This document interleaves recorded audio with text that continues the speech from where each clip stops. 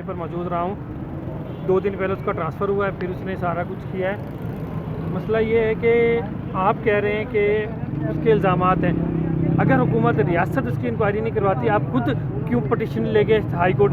हम जाएंगे, आज हमने इस बात का ऐलान किया है कि हम कोर्ट के अंदर भी जाएंगे।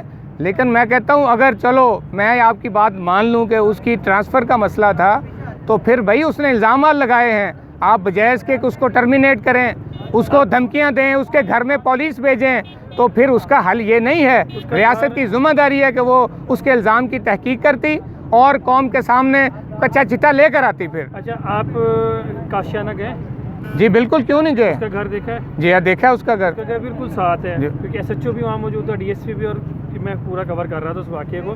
मसला ये है, स्टोरी मेरी है ना, एक मिनट रुक जाए। मसला ये है कि आपका मुतालबा जायज़ है, जो उसने इल्ज़ामात लगाए उसकी इंक्वायरी होनी चाहिए, ये इस वक्त हमारा सवाल ही नहीं है। हमारा सवाल ये है कि अगर कोई भी खातून खड़ी होकर किसी भी मर्द के ऊपर कोई इल्ज़ाम लगा देती है, कि हमें खातून को हमेशा दुरुस्त समझ लेना चाहिए और खड़े होकर मुजाहरा कर लेना चाहिए और कहना चाहिए जो मर्द, क्यों खातून के भी गलत नहीं हो सकती? भाई ये होता है मेरे भाई, ये ठीक है, ये एक खातून का इशू नहीं है, ये एक यतीम बच्चियों का दारुल अमान है, वो वहाँ पे रहती हैं और इसके शवाहद उसने दिए।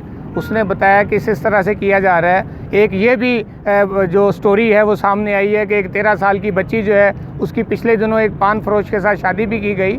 तो भाई कामोमरी की शादी आप पूरे मुल्क के अंदर खप डालें, आप इसके ऊपर कानून साजी करें, तो आपको अपनी नाक के नीचे जो गवर्नमेंट का इदारा है उसमें इस तरह की जुल्म और ज़्यादती, मैं भाई वो तो कह रही है ना कि मेरे ऊपर दबाव है, मुझे वजीर का दबाव है, मेरे ऊपर हुक्मरानों का दबाव है। तो उसने तो ये बात की है कि दबाव के साथ मुझसे वो काम करवाए जा रहे हैं जो मैं नहीं करना चाहती। मैं इसको कौम के सामने लेकर आई हूँ, तो अब अगर कौम के सामने वो एक बात लेकर आई है तो इसकी इंक्वायरी होनी चाहिए या नहीं होनी चाहिए? हमारा मुतालबा है कि इसकी इंक्वायरी की जाए और जिनके ऊपर उसने इल्ज़ाम लगाया है, अगर उसका इल्ज़ाम गलत है तो कौम को बताया जाए कि यह गलत है और फिर उसको सज़ा दी जाए। लेकिन अगर उसने जो बातें की हैं, इंक्वायरी ये साबित करे कि ये बातें ठीक हैं, तो फिर इनको शर्म करनी चाहिए और ऐसे लोग जो हैं उनको कौम के सामने वो एक पूरी इबरत का निशान बनाना चाहिए।